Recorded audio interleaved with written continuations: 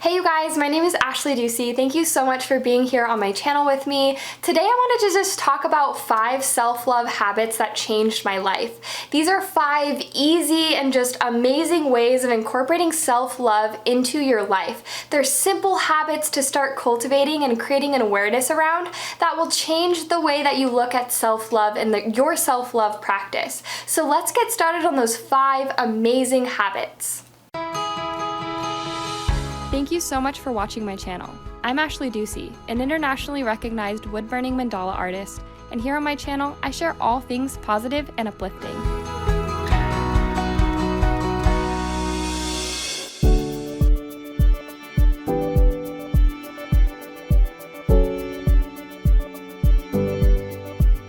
Let's be honest, we all need more self-love in our life.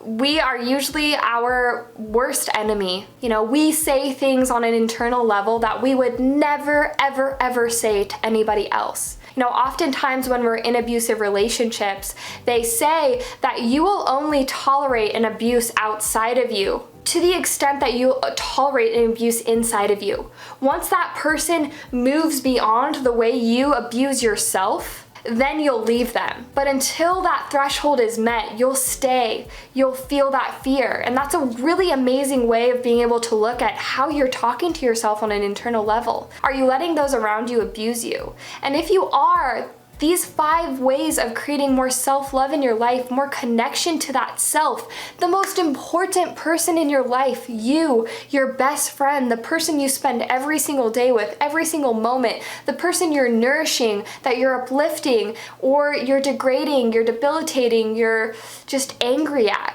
We don't have enough time for that in our life. We need to feel happy, content, and thrilled about who it is we are, because we were created to be here by God, divine, whatever you believe in. You were created, you were put on this earth for a reason. So start cultivating that self-love, because you not only owe it to what created you, that divine energy, that infinite intelligence, that good, that God, but you owe it to yourself, your journey, and those around you. Because when you're more aligned with your wealth, your vitality, your health, your goodness, you're going to be able to be more of a vehicle to good to those around you. And that's going to create exponential change in your life. Number 1, when I began practicing self-love, I had to start practicing a respect for what started entering into my body. That means food, that means having an awareness towards how I'm fueling myself on a physical level. I'm speaking just strictly physical level. How am I showing up and what am I putting in my system? Am I putting things that are light, that are happy, that are healthy, that are going to create more energy? Or am I putting things into my system that create more dis-ease, whether it's more sugar, whether it's, more carbohydrates, things that are heavier, that are weighing down my energy. In order to be really vital and vibrant in our life, we have to be in flow with what feels good to our body. If we have certain foods that are just creating dis-ease in our body and just not feeling good, it's smart to stay away from those foods, right? Well, oftentimes we don't have that discipline. We don't have that respect for our body. We just want what's good or what feels good, and I've been there like a million times. Like I definitely had a binge eating disorder for years and years and years. And one way that I was able to start creating more self-love in my life is through seeing this body as the temple, the vehicle to goodness that it is. I must nourish this energy right here in physical form so that I can be most aligned with my highest self. And I started doing that by just, recognizing, hey, I'm eating way too much sugar, I'm using way too much caffeine. Just being in balance with things in our life. It doesn't mean you have to restrict yourself completely. It doesn't mean you have to do this or go list black and white. But find that gray space, find that balance of what works for you and your body. My number 2 is I began listening to my body. Number 1, I began respecting what I was putting into it. But number 2, a way of creating self-love is by respecting your body. Not degrading yourself or challenging yourself or being ashamed of not being able to go to the gym one day. You know, I had this really terrible relationship with my body and having to look a certain way, and it was based out of fear. So now I've started using this navigation system in my life of, is this coming from a place of love or is this coming from a place of fear? And the days that going to the gym is just coming from a place of fear and this place of, oh, if I don't get to the gym today, I'm not gonna burn enough calories, then I'm gonna gain some weight, and then I'm gonna gain a few pounds, and then I can't eat as much, and then all of these different thoughts that go on in your head, right? About why you should push yourself to go work out, or all of these fear, or not spending a few extra hour or two napping when you have the opportunity. We rationalize ourselves out of this, our physical health, our emotional health, the self-care of our bodies. Don't rationalize yourself out of it. Just listen to that inner compass. Listen to that inner navigation system. You know, once I started doing that, I began discerning which days worked for my body and which days didn't. And when you can begin going to the gym when it feels right for you, when you can begin going to exercise classes when you feel inspired to, it actually does more for your body than when you're showing up and you're just not that into it. Obviously, you're still burning calories, but your heart isn't there. You're not getting as much of that juiciness from the actual physical exercise you're looking for. So just begin practicing an awareness of and discerning what feels good in your body and respecting that space, respecting yourself to take quiet time when you need to take quiet time, to rest when you need to rest. That's the nourishment that's going to respond with your body in the fullest and highest capacity. That's the self-love that's going to shift in your life from using your body to being in alignment with your body. My number 3, that was probably the most powerful way that I started incorporating self-love in my life, was just practicing a gratitude journal. You know, waking up every morning when I had time during the day or at night, practicing a gratitude journal, bringing my awareness, my presence in alignment with gratitude, with unconditional love. That supports your whole entire chemical makeup, your emotional, every single aspect of nourishment that you can provide your love, yourself, is through that form of creating gratitude as that foundation. When we can align there, we can feel the extent, the most nourishment from the world around us. We can begin attracting towards us things that feel the most aligned with what it is we desire, which is just to feel good, right? We just want to feel good every day. So if you're having a bad day, or if you're having a challenging time, or you just want to practice self-love, go to the pages of your journal and just write 5 things you love about yourself. You know, comment 5 things you love about yourself below. Comment 5 things you're grateful for. Align with that state of gratitude. The world is conspiring and happening for you, not against you. And come into that presence, come into that state of awareness, and your whole entire life will flourish right in front of your eyes. My number 4 is something that I don't talk about too often. It's something that really provided exponential growth when it came to my self-love and nourishment. It's the place that I go when I feel like I need the most just like goodness from my own energy. And that is beginning to reestablish a connection with things that used to bring you joy. I'm talking about the things in childhood that you just love doing, that you just got lost in. For me, it was drawing fairies. I loved drawing fairies. I loved drawing. I drew the same picture over of this island and the water and this dolphin.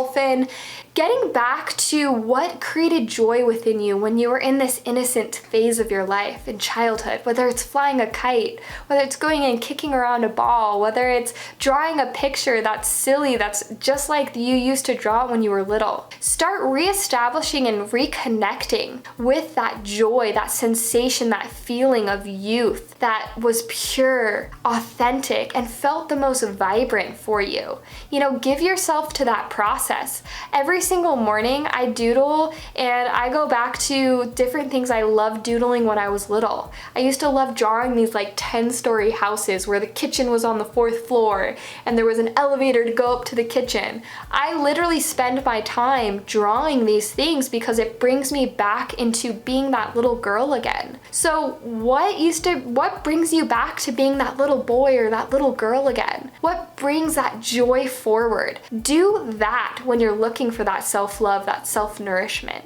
My last but not least, number 5, is I started respecting what goes on top of my body. You know, your skin is your biggest organ. You know, you are creating you know, more balance or more harm through this amazing thing that we call our skin that holds in all of this goodness that we get to call us, this energy field, right?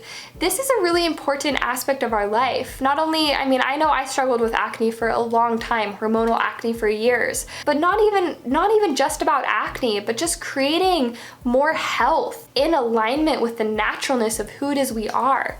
You know, we weren't created in a lab with like all of these different, we were created by the grace of God, you know, by this magic, by this incredible like energy and coming together and all this goodness. We have to nourish ourselves by that same type of energy. Things connected most to this nature around us, to the natural products that don't have as many toxicities or crazy stuff in it.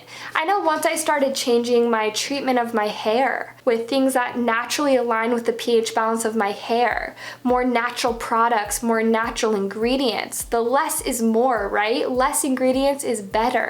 More natural ingredients, whole foods, the better. Once I started taking care of my skin with ingredients that were the most true to what would nourish me rather than create toxicities or dis-ease, my life began to change. I felt a lot more value in loving myself in that way. So creating a connection, whether it's to the products you're using and just seeing it as a way of respecting yourself on a deeper level. These are 5 ways that I began practicing self-love in my life that have made a huge impact on my life. Whenever I'm having a challenging time or I'm just not feeling my best, I always go and I practice a little bit of a skincare routine, and I have an at-home spa day with some beautiful ingredients, or I go to my pages of my journal. I go and I doodle things from when I was a child. I was working on a fairy this morning.